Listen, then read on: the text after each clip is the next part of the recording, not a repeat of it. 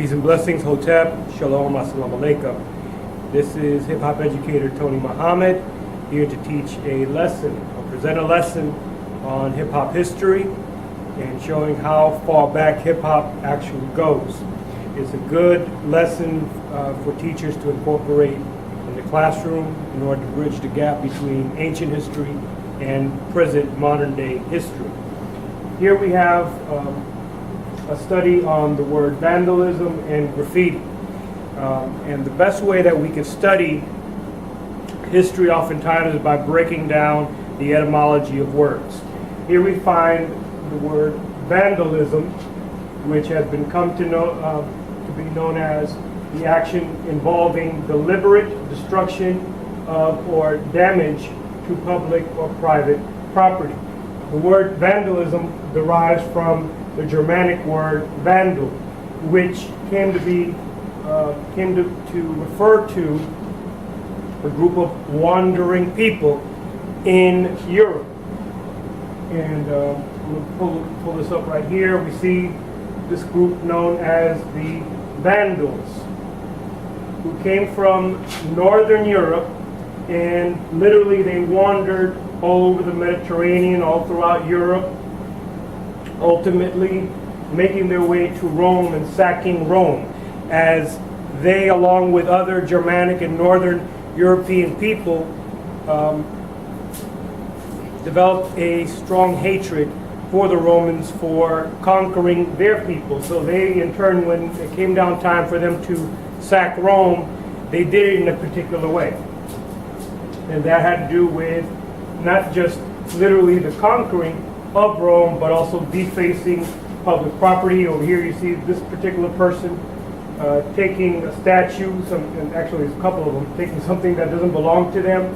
So we have here we're dealing with the actual defacing or destruction of public property, and that's what they actually did when they went into Rome. They literally destroyed Rome. They just didn't conquer it.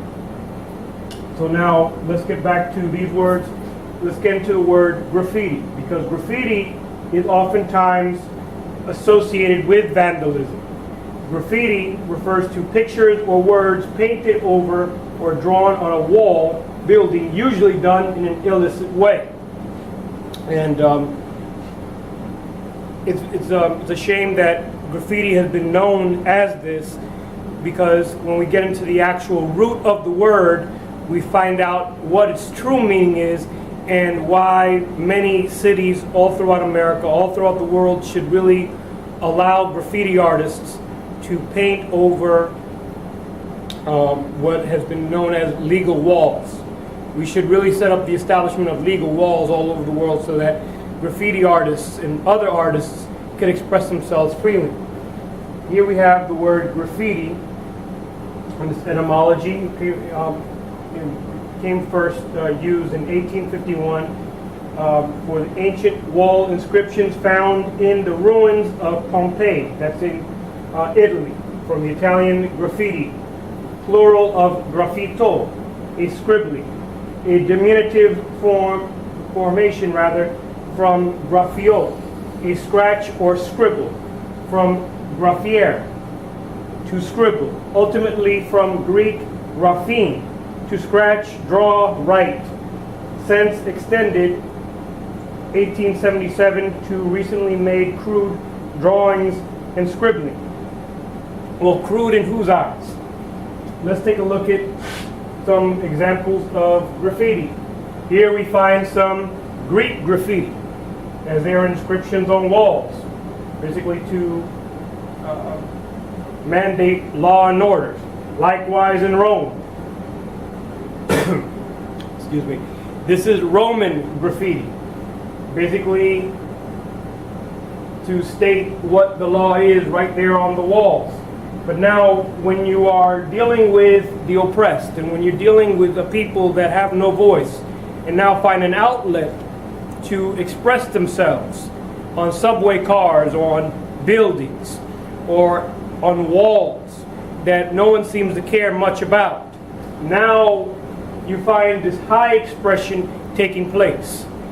You could even tap into what's known as psychic abilities, it is said, when you tap into your artistry. And that's what we find in many graffiti artists in their expression. Here we find graffiti in New York City and in other places. There's some very familiar characters here being expressed in this graffiti. Here's in a subway car, I believe in New York City. Here's an example of a graffiti artist. Now we also have political graffiti, which expresses the human need. In fact, all graffiti comes from the divine human need of expression. If we do not find ourselves actively expressing this divine need of expression, at one point or another, it's going to come out in one form or another. What educators and what guides in communities, elders in communities, what we should be doing, mentors, what we should be doing is really taking the youth and cultivating that divine expression in a very positive way.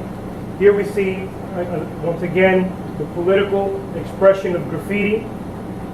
It comes from the human need of expression to signify something that is not being met with the human being, whether you're dealing with issues of poverty or just simply not believing that anyone is really noticing you.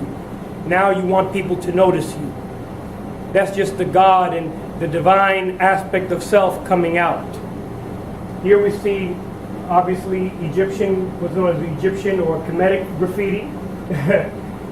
And right now that is my lesson. And I hope educators out there are able to tie in this lesson into their teaching of Roman history or the teaching of whatever history they may be teaching, American history, in order to bridge the gap between themselves, their students, and the curriculum. Thank you.